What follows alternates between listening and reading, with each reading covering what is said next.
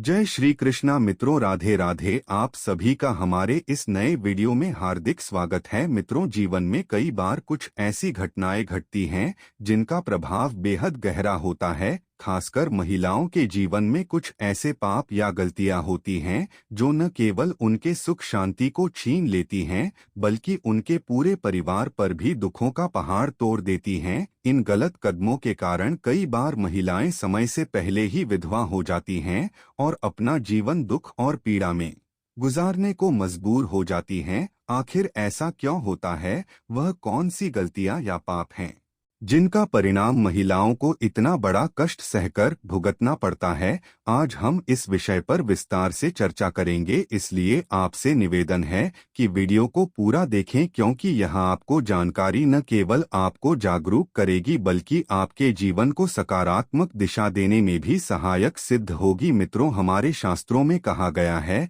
कि कोई भी घटना केवल भाग्य या दुर्भाग्य का परिणाम नहीं होती। हर सुख और दुख के पीछे हमारे कर्म और व्यवहार की भूमिका होती है। महिलाओं के जीवन में आने वाले इस तरह के दुखों के पीछे भी कुछ विशेष कारण होते हैं जिन्हें समझना और उनसे बचना आवश्यक है। कई बार महिलाएं दूसरों के सुख से जलने लगती हैं और ईर्ष्या का भाव उनके मन में घर कर लेता है। यह भावना न केवल उनके मानसिक स्वास्थ्य को नुकसान पहुंचाती है बल्कि उनके पारिवारिक जीवन में भी विघटन का कारण बनती है। शास्त्रों में कहा गया है कि ईर्ष्या और जलन से पैदा हुए पाप व्यक्ति के जीवन में अपार दुख लेकर आते हैं। मित्रों, हमारी वाणी में बहुत शक्ति होती है। जब हम किसी की बुराई करते हैं या उन्हें अपमानित करते हैं तो यह नकारात्मक ऊर्जा बनकर हमारे जीवन को प्रभावित करती है।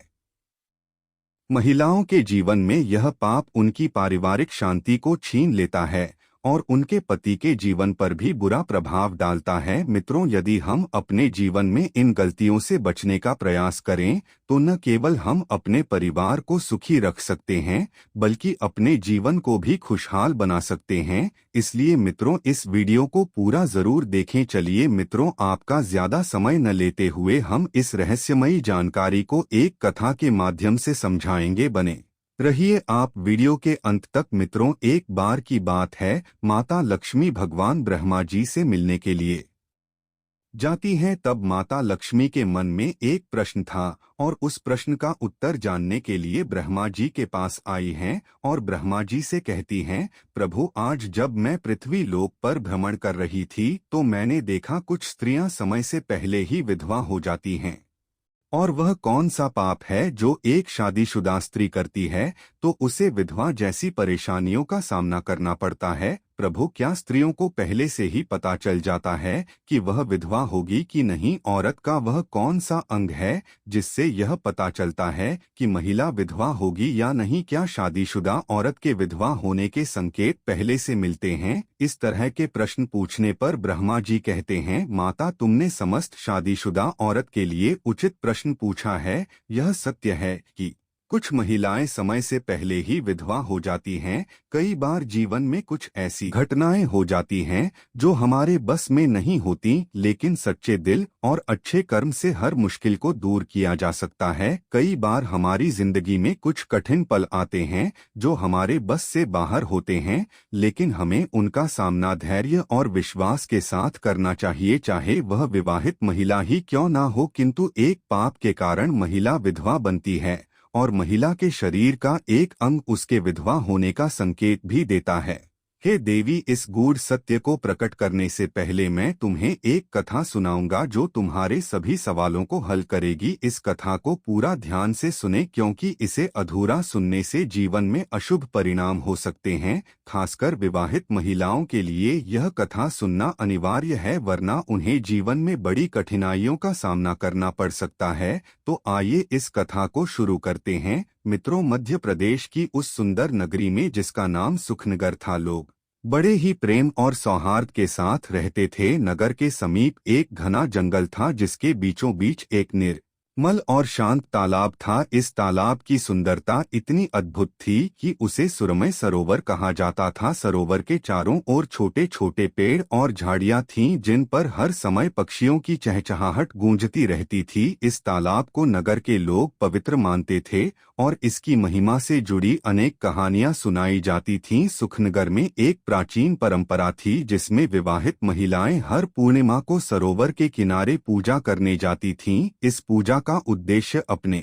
परिवार और विशेष रूप से अपने पति की लंबी उम्र के लिए प्रार्थना करना था। यह मान्यता थी कि जो महिला इस पूजा को सच्चे मन और श्रद्धा से करती है उसके पति की आयु लंबी होती है और उनका परिवार सुख शांति से भरा रहता है। लेकिन इस पूजा से जुड़ी एक रहस्यमयी कथा भी प्रचलित थी। कहा जाता था कि इस सरोवर के पास एक पुराना श्राप छिपा हुआ है। वह श्राप उन महिलाओं के जीवन को प्रभावित करता है जो अपने जीवन में कोई गंभीर पाप करती हैं। ऐसा माना जाता था कि सरोवर के जल में एक अदृश्य शक्ति है जो पापी महिलाओं के कर्मों को जान लेती है और उनके जीवन में आने वाले संकटों का संकेत देती है। एक बार देवी लक्ष्मी ने पृथ्वी लोक पर भ्रमण करते हुए इस तालाब को देखा। तालाब की शांति और पवित्रता ने उन्हें आकर्षित किया। जब उन्होंने वहां के लोगों से इस तालाब और उससे जुड़ी कथा के बारे में सुना तो उनके मन में एक प्रश्न उत्पन्न हुआ। उन्होंने सोचा, क्या सचमुच यह संभव है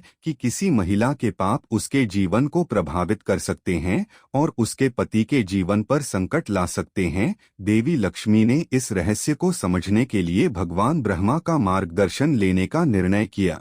उन्होंने ब्रह्मा जी से पूछा, हे प्रभु, मैंने पृथ्वी लोक पर ऐसी घटनाएं देखी हैं जहां कुछ महिलाएं अपने जीवन में समय से पहले ही विधवा हो जाती हैं। क्या यह सच है कि महिलाओं के पाप उनके पति के जीवन को प्रभावित करते हैं? और क्या यह संभव है कि महिलाओं के शरीर के किसी अंग से उनके भविष्य का पता चल सकता है? ब्रह्मा जी ने कहा, हे लक्ष्मी, तुम्हारा प्रश्न अत्यंत महत्वपूर्ण है। यह सत्य है कि महिलाओं के जीवन में उनके कर्म और व्यवहार का गहरा प्रभाव पड़ता है। जब कोई महिला ईर्ष्या, द्वेष, अपमान या अहंकार जैसे पाप करती है तो यह न केवल उसके मानसिक और आध्यात्मिक स्वास्थ्य को नुकसान पहुंचाता है बल्कि उसके परिवार की शांति और सुख को भी छीन लेता है। ब्रह्मा जी ने आगे बताया, महिलाओं के शरीर के कुछ विशेष अंग ऐसे संकेत देते हैं जिनसे उनके भविष्य का आभास हो सकता है। यदि महिला के चेहरे पर अक्सर तनाव की लकीरें हों या उनकी आंखों में जलन और द्वेष का भाव झलके तो यह संकेत है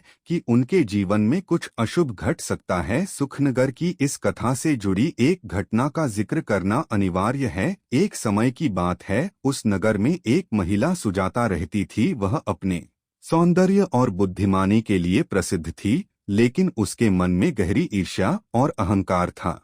सुजाता अक्सर दूसरों की खुशियों से जलती थी और उनके सुख को देख खुद को दुखी महसूस करती थी। एक दिन पूर्णिमा की रात सुजाता सरोवर के पास पूजा करने गई। उसने पूजा तो की लेकिन उसके मन में ईर्ष्या और द्वेष भरा हुआ था। जैसे ही उसने सरोवर के जल को छुआ, एक अद्भुत घटना घटी। सरोवर का जल अचानक गहराई तक काला हो गया और सुजाता को ऐसा महसूस हुआ जैसे किसी ने उसे चेतावनी दी हो। सुजाता के मन में भय उत्पन्न हुआ। उसने तुरंत नगर के महाज्ञानी ऋषि वत्स से इस घटना के बारे में पूछा। ऋषि वत्स ने कहा, यह सरोवर पवित्र है और यह केवल उन लोगों को स्वीकार करता है जो सच्चे मन से पूजा करते हैं। तुम्हारे मन में जो ईर्ष्या और द्वेष भरा हुआ है वह तुम्हारे जीवन में संकट ला सकता है। अगर तुमने अपने विचार और कर्मों को नहीं सुधारा तो तुम्हारा जीवन दुखों से भर जाएगा। साधु महाराज ने सुजाता को शांत मन से बैठने को कहा। उनकी आवाज बहुत मधुर और गहरी थी। उन्होंने कहा, बेटी, जो डर और पछतावा तुम्हारे मन में है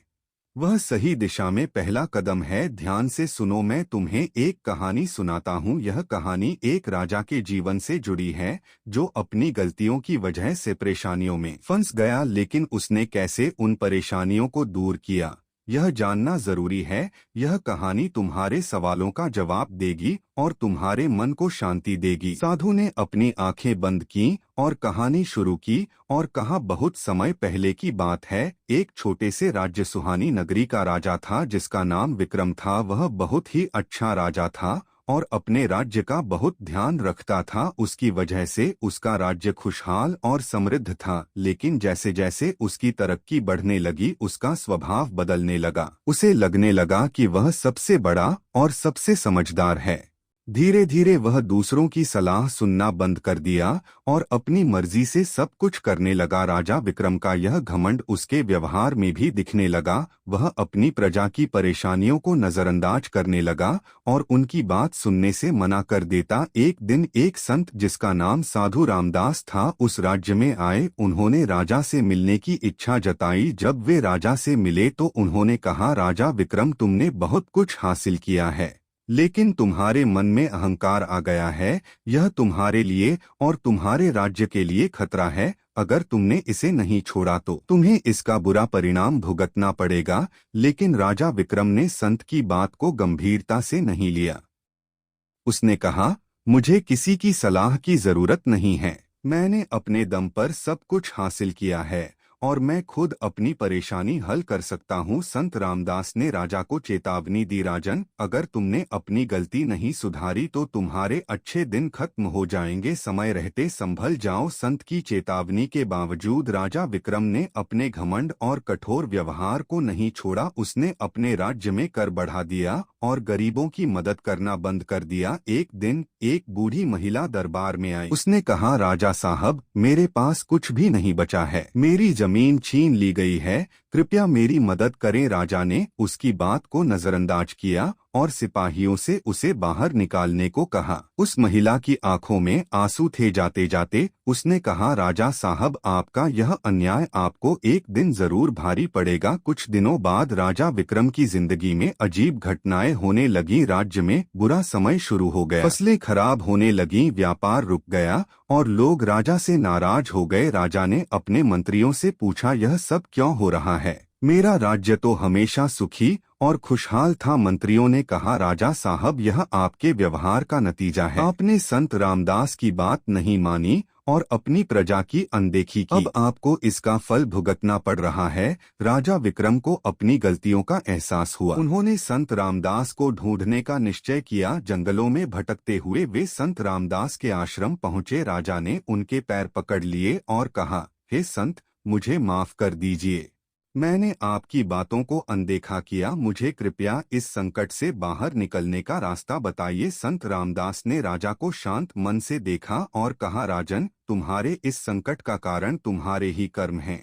लेकिन अगर तुम सच्चे दिल से अपने कर्मों को सुधारोगे तो सब कुछ ठीक हो सकता है। तुम्हें अपने घमंड को छोड़कर प्रजा की सेवा करनी होगी, तभी तुम्हारा संकट दूर होगा। राजा विक्रम ने संत रामदास की बातों को ध्यान से सुना। उन्होंने अपने घमंड को छोड़ने का निश्चय किया। उन्होंने अपने महल के सारे ऐशो आराम छोड़ दिए और सीधे प्रजा के बीच जाकर उनकी मदद करनी शुरू कर दी। राजा ने अपनी गलती मानते हुए सबके सामने माफी मांगी। उन्होंने गरीबों को उनके घर और जमीन लौटाई। जो भी जरूरतमंद था उसकी हर संभव मदद की। धीरे धीरे राजा का व्यवहार बदल गया। लोग उनके प्रति फिर से सम्मान महसूस करने लगे। राज्य में फिर से खुशहाली लौट आई। साधु रामदास ने सुजाता से कहा, बेटी, इस कहानी से यह समझ लो कि हमारे अपने ही कर्म हमारे जीवन को बनाते या बिगाड़ते हैं। यदि हमारे मन में घमंड, ईर्ष्या या द्वेष है तो यह हमारे जीवन में दुख लाता है। लेकिन अगर हम सच्चे दिल से अपनी गलतियों को सुधारें और अच्छे काम करें तो हमारा जीवन फिर से खुशहाल हो सकता है। साधु की यह कहानी सुनकर सुजाता का मन शांत हो गया। उसने साधु को प्रणाम किया और अपनी गलतियों को सुधारने का वचन दिया। ब्रह्मा जी ने अपनी कथा समाप्त की और माता लक्ष्मी की ओर देख मुस्कुराए। उन्होंने कहा, हे देवी लक्ष्मी, अब आप बताइए, क्या आपको यह कथा समझ में आई? क्या इससे आपके सभी प्रश्नों का उत्तर मिल गया? माता लक्ष्मी ने सिर झुकाकर कहा, हे ब्रह्मा देव, आपकी कथा ने मेरे सभी प्रश्नों का समाधान कर दिया। मैंने यह सीखा कि किसी भी घटना के पीछे हमारे कर्म और विचारों की गहरी भूमिका होती है। विशेष रूप से महिलाओं के जीवन में उनके आचरण और व्यवहार का सीधा प्रभाव उनके परिवार और पति पर पड़ता है। यह कथा न केवल स्त्रियों को बल्कि समस्त मानव जाति को उनके जीवन में अच्छे और सच्चे मार्ग पर चलने का संदेश देती है। ब्रह्मा जी ने प्रसन्न होकर कहा, हे देवी, आपने सत्य कहा। यह सत्य है कि इस संसार में हर व्यक्ति अपने कर्मों से ही अपना भाग्य बनाता है। विशेष रूप से महिलाओं के जीवन में उनके विचार, वाणी और व्यवहार का बहुत महत्व होता है। एक महिला केवल एक व्यक्ति नहीं है, बल्कि वह पूरे परिवार का आधार होती है। उसकी सोच, उसके कर्म और उसकी भावनाएं पूरे परिवार को प्रभावित करती हैं। यदि वह सकारात्मक सोच और शुभ कर्मों का पालन करती है, तो उसका परिवार सुखी और समृद्ध होता है। लेकिन यदि उसके विचारों में ईर्ष्या, क्रोध या द्वेष है, तो वह न केवल अपने जीवन में दुख लाती है, बल्कि अपने परिवार के लिए भी समस्याएं खड़ी करती है। ब्रह्मा जी ने आगे कहा, हे देवी, सच्चाई और सादगी जीवन के दो सबसे बड़े गहने हैं। जिस घर में सच्चाई और सादगी होती है, वहाँ लक्ष्मी का वास होता है। लेकिन जहाँ झूठ, ईर्ष्या और बुराई का वास होता है, वहाँ कभी सुख शांति नहीं होती। महिलाओं को विशेष रूप से यह समझना चाहिए कि उनका व्यवहार उनके पूरे परिवार पर प्रभाव डालता है। उनके छोटे छोटे कर्म भी बड़े परिणाम ला सकते हैं। स्त्रियों को चाहिए कि वे अपनी वाणी को मधुर रखें।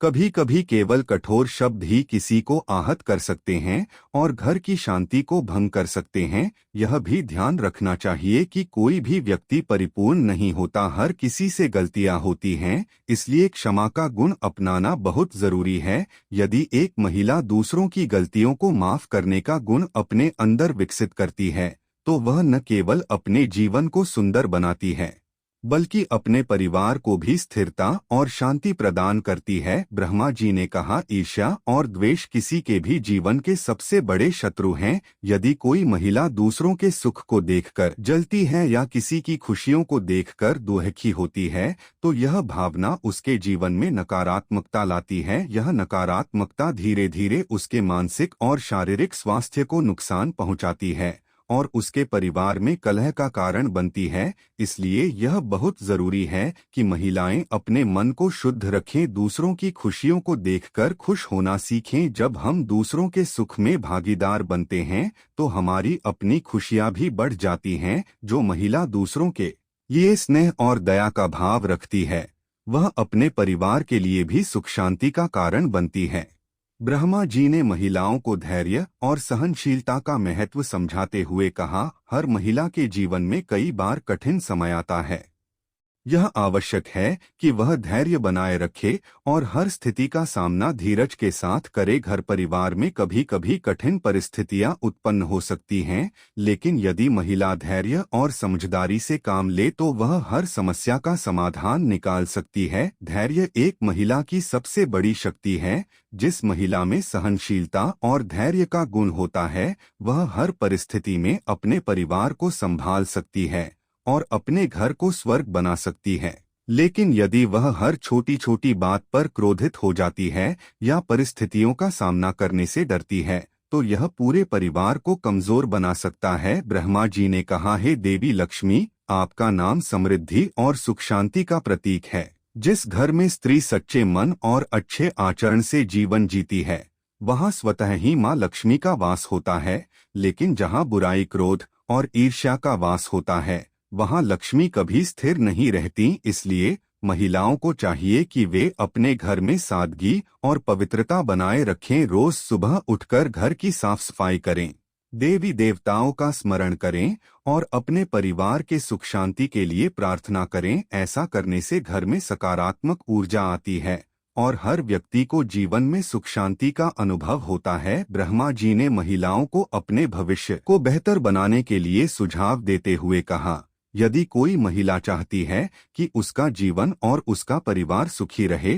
तो उसे निम्नलिखित बातों का पालन करना चाहिए। सद्गुणों का पालन करें, हमेशा सत्य बोले, दूसरों की मदद करें और अपने परिवार के प्रति वफादार रहें। नम्रता और स्नेह का भाव रखें, अपने परिवार और समाज के साथ नम्रता और स्नेह से पेश आएं। यह गुण न केवल आपके जीवन को सुंदर बनाएगा, बल्कि आपके परिवार को भी मजबूत करेगा। दूसरों की खुशी में खुशी ढूंढें, कभी भी दूसरों की खुशी से ईर्ष्या न करें, दूसरों के सुख में अपनी खुशी ढूंढने की कोशिश करें। कठोर शब्दों से बचें, अपनी वाणी को हमेशा मधुर रखें। कठोर शब्दों से बचें क्योंकि यह दूसरों को आहत कर सकता है। धैर्य और समझदारी से काम लें, हर स्थिति का सामना धैर्य और समझदारी से करें। ब्रह्मा जी ने माता लक्ष्मी को अंत में कहा, हे देवी, यह संसार कर्म और विचारों का प्रतिफल है। यदि कोई व्यक्ति अपने जीवन में अच्छे कर्म करता है और अपने विचारों को शुद्ध रखता है तो वह अपने जीवन को सुखमय बना सकता है।